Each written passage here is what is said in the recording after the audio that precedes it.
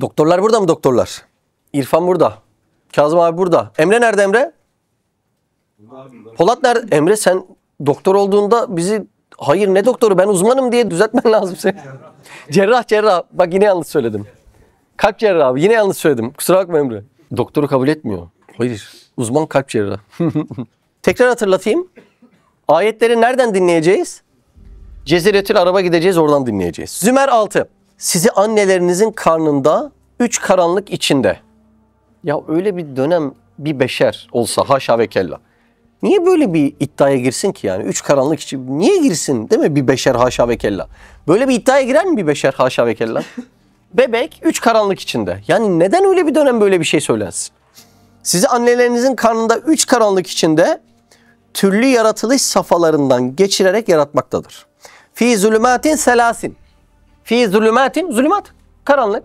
Selasin, 3. Fi zulümatin selasin. Yani 3 karanlık içinde. Bebeğin anne karnında 3 evrede oluştuğunu söylüyor. Şimdi embriyo 3 karanlık evrede gelişiyormuş. Biz bunları sonra da öğreniyoruz. Batın duvarı karanlığı, rahim duvarı karanlığı, amniyon zarı karanlığı. Rahimdeki hayat şöyle 3 evreden oluşuyor. Preembriyonik evre. Kazım abi söyle. İlk kaç hafta? Oo, sildim. İrfan söyler misin? İlk kaç hafta?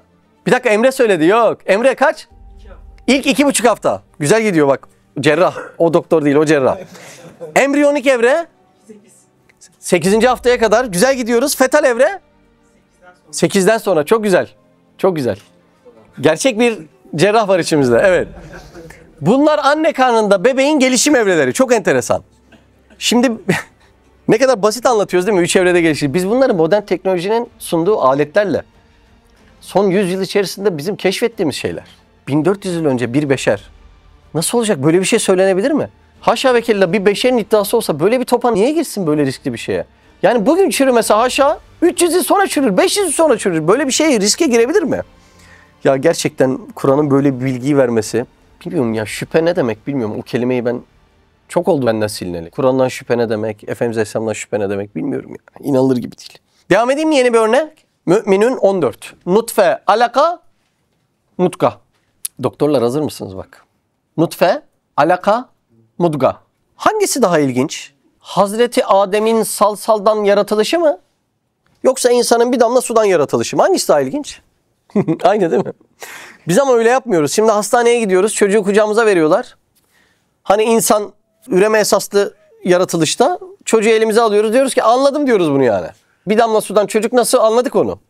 Sonra diyoruz ki Allah Allah çamurdan nasıl oldu? Salsaldan nasıl oldu? Onu anlamadık. Yani damla suyu anladık bunu anlamadık. İkisi de birbirinden daha kıymetli ve kudretli mucizeler değil mi Allah aşkına? İnanılır gibi değil. Bunun ayette evrelerini anlatmış. Evrelerini. Bugün bir insan üniversiteyi bitiriyor değil mi? Lisede özellikle aldık biz bunların eğitimini. Evrelerini böyle sıralayamayız. Yani bunun evrelerine tekrar söyleyeyim. Bakın Ceziretül Arap'tasınız. İnsanlara söz söyleyeceksiniz. Neden böyle bir riske giresiniz? Böyle bir iddiada neden bulunasınız? Ayette evreleri söylüyorsunuz. Diyorsunuz ki sonra nutfeyi alakayı bir çiğnemlik et, bir çiğnemlik eti kemik haline getirdik ve hemen arkasından kemiklere et giydirdik. Sonra da onu daha başka bir yaratılışa tabi tuttuk. Kur'an bu evreleri anlatıyor. Biraz bakalım bu bebeğin manevi kalıplarla büyüme evreleri nelermiş? Birinci evre neydi? Nutfe yani zigot. Zigot dişi yumurtasıyla erkek sperminin birleşmesi değil mi? Erkekte XY kromozomları, dişide XX kromozomları birleşip neyi oluşturuyor? Zigotu oluşturuyor. İkinci evre neydi? Alaka. Alaka tutunmak demek. Zaten sana karşı alakam var. Yani sana karşı tutundum kelimesi de buradan gelir. O muhabbet, sevgideki alaka da buradan gelmektedir. Burada bahsedilen alaka pıhtılaşmış kan demektir.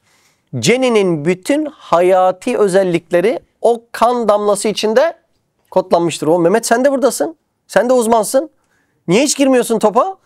Abi unutmuşsun sanki beni. Ya Mehmet sen tayin oldun. Senin doktorluğunu unuttuk. Senin çiğ köfteciliğin kaldı aklımızda. Üçüncü evre Mehmet. Mudga. Bura çok şaşırtıcı. Bir çiğnemlik et diye bahsediyor.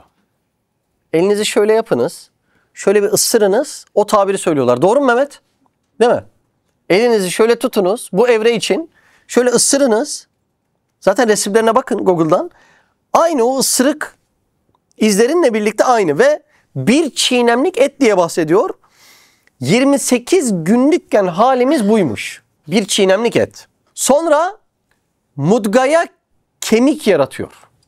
Ama o kemiğin evreleri inanılır gibi değil ya. Yumuşak doku olan vücutta 4 tane sert doku tecelli ediyor.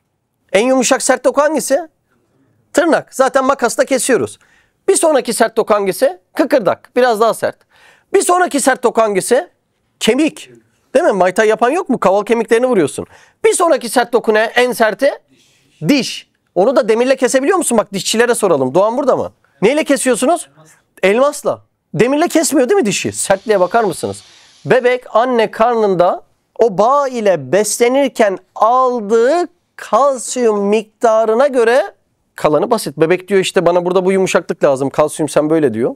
Dişime çok sert lazım. Kalsiyum böyle diyor. Yönetiyor işte. Ya böyle bir şey olabilir mi? Böyle bir mucize olabilir mi ya? İnanılır gibi değil. Bir sonraki evrede de kemiklere et giydiriyor. Çok enteresan. Kemiklere et giydiriyor. Allah Allah.